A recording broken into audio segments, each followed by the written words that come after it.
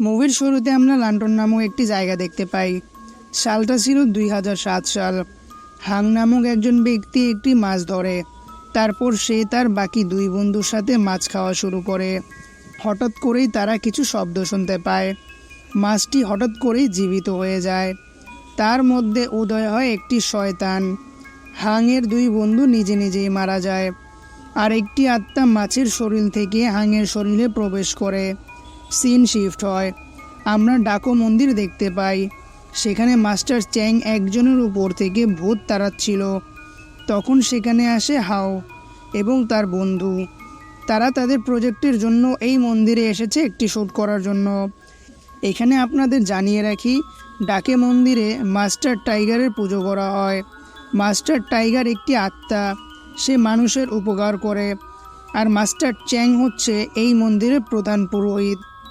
সেখানে মাস্টার চ্যাংয়ের বন্ধু আসে তার সাথে দেখা করার জন্য। সে নিয়ে এসেছে হাং নামের এক ব্যক্তিকে, যাকে আমরা মুভির শুরুতেই দেখেছিলাম। সে তার বাড়িতে তার পুরো পরিবারকে হত্যা করেছে। তাকে দেখে মনে হচ্ছে তার উপর কোনো আত্মা ভর করেছে, তাই তাকে এখানে আনা হয়েছে। সেই আত্মাটিকে তাড়ানোর জন্য রাতে হাও এবং তার বন্ধু সেই মন্দিরে আসে। ভেতরে চলছিল হাংয়ের শরীর থেকে ভূত তাড়ানোর কাজ। মাস্টার চ্যাং তার কাজ শুরু করে। হাংয়ের শরীরে সেই আত্মাটি প্রকাশ পায়। আত্মাটি ছিল অনেক বেশি শক্তিশালী। সে চ্যাংয়ের ওপর আক্রমণ করে চ্যাংকে প্রায় মেরেই ফেলছিল। তখন চ্যাংয়ের সহকারীরা এসে তাকে বাঁচায়। সেই আত্মাটিকে বন্দি রাখা হয় অন্য একটি মাছের ভেতর। তারপর তারা সেই মাছটিকে ফ্রাই করে। ফ্রাই শেষে তাকে নিয়ে ফেলা হয় ডাস্টবিনে। হাও সেখানে গিয়ে মাছটি হাতে নেয়। মাছটির ভেতর ছিল সেই শয়তান।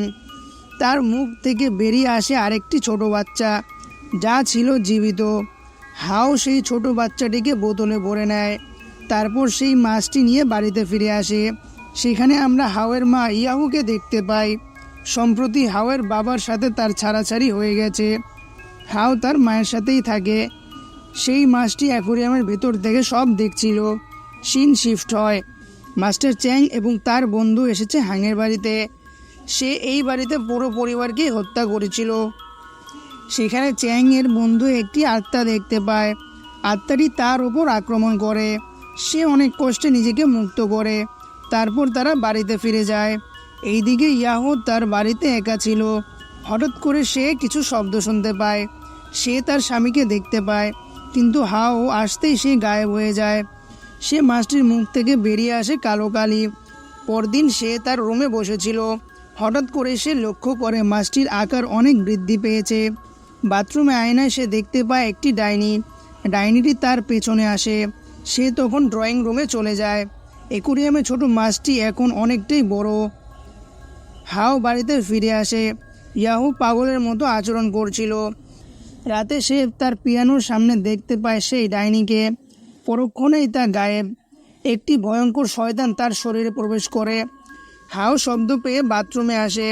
ইয়াহু সেখানে একটি মাছ খাচ্ছিল। সে ধীরে ধীরে এগিয়ে আসে তার দিকে। হঠাৎ করে ইয়াহু স্বাভাবিক হয়ে যায়।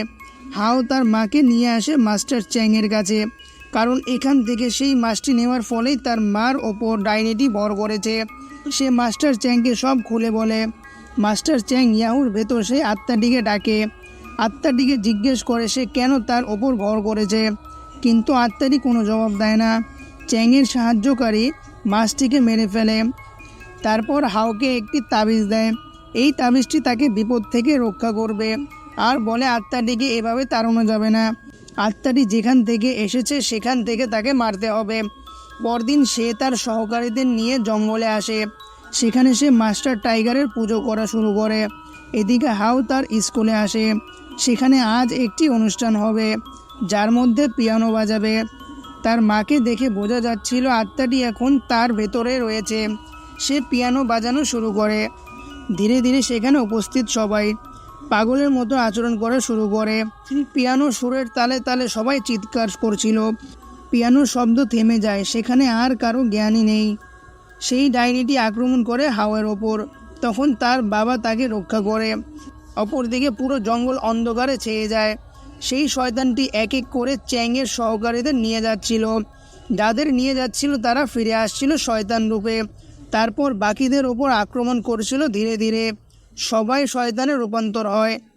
চ্যাং কোনোভাবে সেখান থেকে পালিয়ে আসে। সে তার ছেলেকে নিয়ে রওনা হয়। তারপর আসে চান কাইয়ের দাদার কাছে। চান কাইয়ে তার কাছে রেখে আবার রওনা হয়। সেই পাহাড়ের রাস্তায় দেখা হয় হাওয়ারের সাথে। সে তার মাকে খুঁজছিল, কারণ সেই ডাইনি তার মাকে নিয়ে গেছে। হাওকে নিয়ে সেই পাহাড়ে আসে। তারপর এগিয়ে যায় সামনে। একটি জায়গায় খোঁড়া শুরু করে। নিচে রয়েছে একটি বক্স।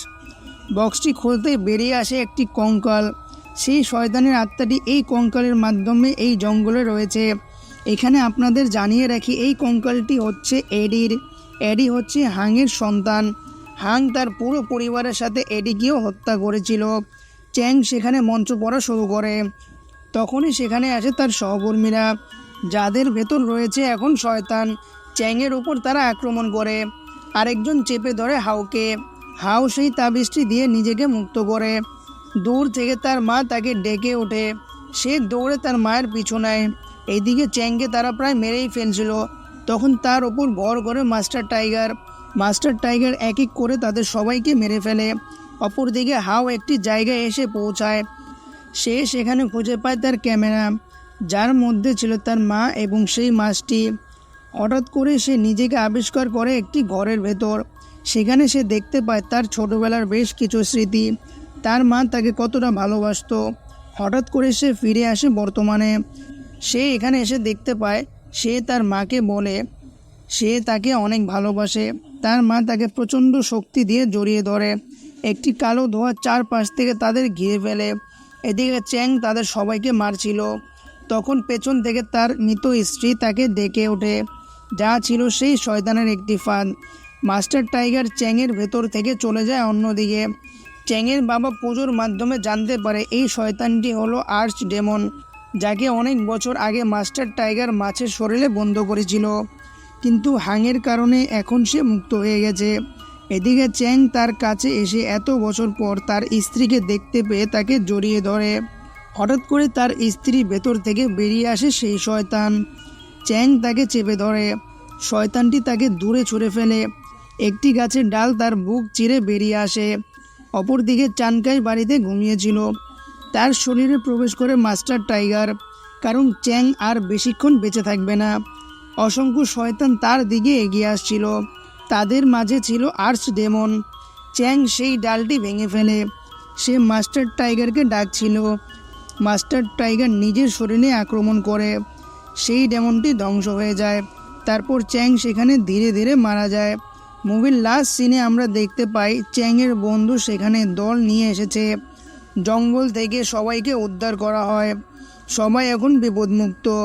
চানকাই এখন থেকে ডাকে মন্দিরে মাস্টার টাইগারের প্রতিনিধি হিসেবে কাজ করবে। অসাধারণ এই মুভিটি এখানেই শেষ হয়। এই ভিডিওটি কেমন লাগলো তা অবশ্যই কমেন্ট করে জানাবেন। আর আমার চ্যানেলে নতুন হয়ে থাকলে অবশ্যই চ্যানেলটি সাবস্ক্রাইব করে দিবেন। তো দেখা হচ্ছে পরের কোনো ইন্টারেস্টিং ভিডিওতে।